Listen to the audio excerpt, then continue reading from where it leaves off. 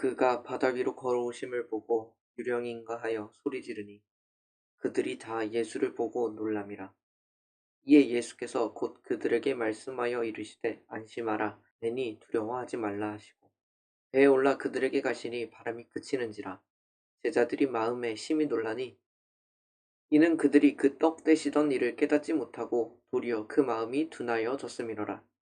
건너가 게네사렛 땅에 이르러 대고 배에서 내리니 사람들이 곧 예수신 줄을 알고 그 온 지방으로 달려 돌아다니며 예수께서 어디 계시다는 말을 듣는 대로 병든 자를 침상째로 메고 나아오니 아무데나 예수께서 들어가시는 지방이나 도시나 마을에서 병자를 시장에 두고 예수께 그의 옷가에라도 손을 대게 하시기를 간구하니 손을 대는 자는 다 성함을 얻느니라. 아멘. 오늘 마가복음 말씀에는 예수님께서 바다 위를 걸으셨던 그 뒤의 일을 설명하고 있습니다. 제자들은 그 물 위를 걸어오시는 예수님을 마주하자 매우 놀랍니다. 사실 그 이유를 설명할 필요가 있을까요? 우리가 그것을 마주하면 우리의 마음은 과연 어땠을까요? 제자들이 다 놀라자 예수님께서는 말씀하십니다. 안심하라. 내니 두려워하지 말라. 예수님 자신이심을 밝히시고 그 두려운 마음, 그 놀란 마음을 조금 가라앉히라는 것입니다. 네, 예수님께서 배에 올라타시니까 바람이 그칩니다. 제자들이 그 모습을, 그 광경을 보고도 마음에 심히 놀랐다라고 이야기를 합니다. 근데 지금 이 있는 일이 어떤 의미가 있냐라고 하는 걸 보니까 그 뒤에 그들이 그 떡 떼시던 일을 깨닫지 못하고 도리어 그 마음이 둔하여졌다라고 말합니다. 그러니까 이 떡 떼시던 일이 무엇입니까? 앞에 있었던 오병이어 사건을 말하는 것이죠. 예수님께서 5개의 떡과 2개의 물고기로 당시 모여 있었던 그 남자의 수만 5천 명에 달하는 사람들을 먹이셨던 그 사건. 그 사건을 경험했던 제자들은 아직 예수님이 어떤 분이신지를 잘 감각하지 못하는 것 같다라는 이야기입니다. 사실 그 오병이어의 사건처럼 예수님의 신성, 즉 예수님께서 어떤 평범한 보통의 인간이 아닌 신적인 존재라는 사실은 이미 그 이전부터 조금씩 보여졌습니다.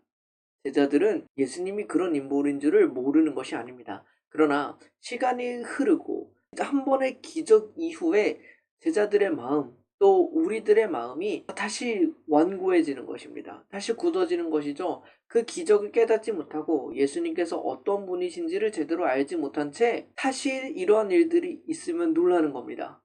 마치 예수님께서 하나님의 아들이심을 처음 알게 된 것처럼. 근데 그것과 조금 비교되는 모습이 있습니다. 그것이 게네사렛에 살던 사람들이 어쩌면 제자들처럼 기적을 경험해 보지 않았습니다. 이들은 예수의 이름과 그가 하신 사역만을 들었을지 모릅니다.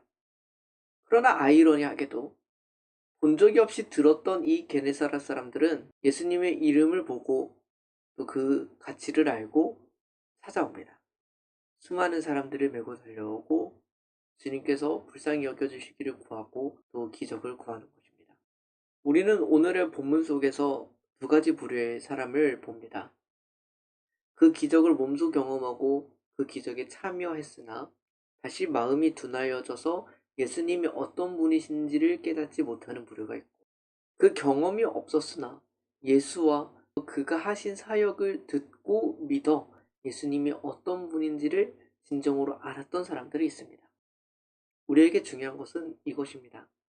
많은 사람들은 기적을 경험하지 못합니다. 그러나 그것이 믿지 못할 이유는 되지 않습니다. 우리에게 더없이 중요한 건 뭘까요?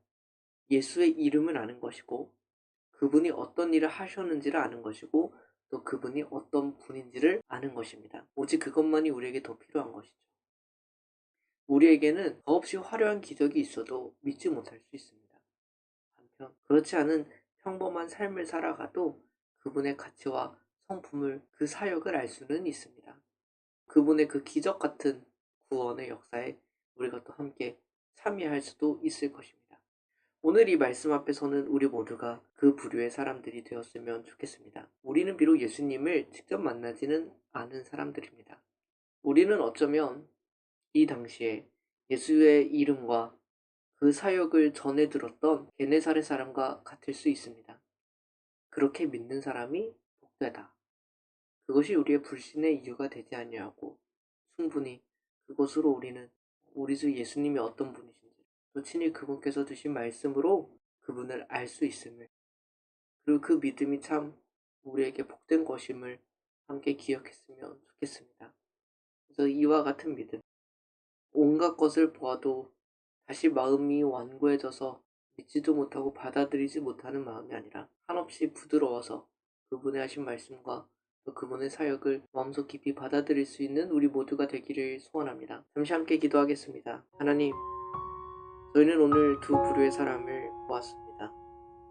만약 우리가 전자의 부류와 같이 그것을 보고도 기적을 경험하고도 하나님의 일을 경험하고도 마음이 다시 완고하여 그것을 부정하지는 않는지 우리에게는 그 완고함을 회개할 수 있는 기회를 허락하여 주십시오. 그러나 또한 한편 우리가 아직 보지 못하고 듣지 못하였으나 그저 말씀과 간증으로 전해 들었던 이 믿음의 소식들을 한없이 부드러운 마음으로 받아들이고 마음속 깊이 새길 수 있는 우리가 되기를 소망합니다.